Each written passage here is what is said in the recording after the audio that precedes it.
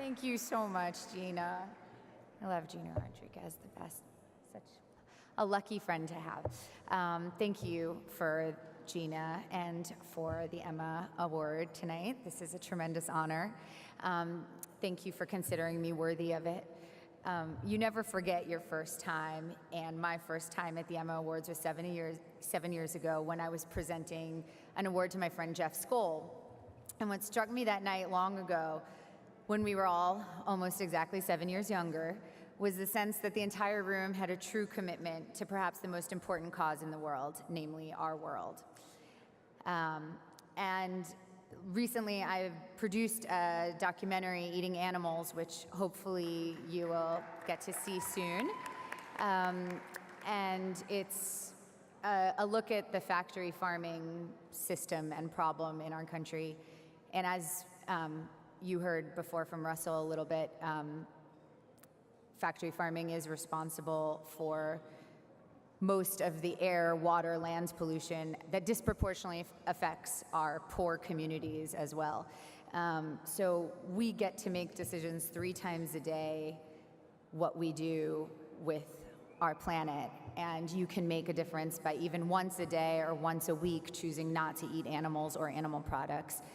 And many of you probably already do, but it's been an incredible influence on my life, and I'm sure many of you here. So I'm very excited to share that film with you. We face these threats together, what seems like an ever-growing list of fronts to face. It's truly an existential threat that requires an ongoing effort by all of us. And tonight, I am so thankful that my parents raised me with an awareness on these issues. It is worth remembering that a generation that stood against war in the 60s and 70s also stood up for this planet we call home. My own ongoing commitment began when I was 9 years old, singing with a group called the World Patrol Kids. I was thinking of singing one of the songs tonight, but I was worried that might be an environmental disaster in its own right. You can check it out on YouTube if you're really interested, but it's pretty embarrassing. But I do feel very lucky that I've had the chance to express my commitment in my life and my work, because the fact remains that none of us will be able to live and work if we don't have an environment in which to do it.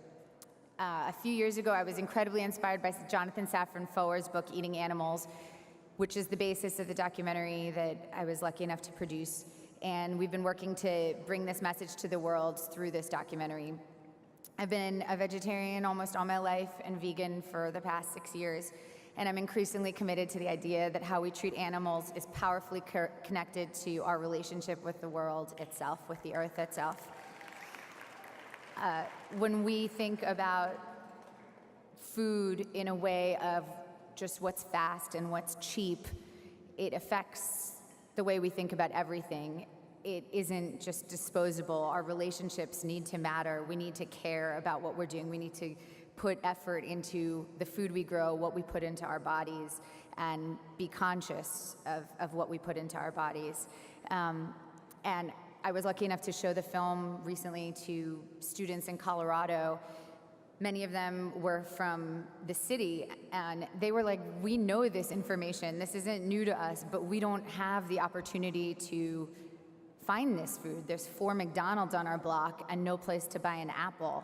And so this is a really large issue for our young people, especially our young people in cities today. And so tonight, as a World Patrol kid who's grown up and a mother herself now, I'm honored to be back with you to accept this award. May all of us tonight commit to doing whatever we can to ensure our planet and our children have the chance to enjoy the kind of future that is truly ongoing. Thank you all. Have a good night.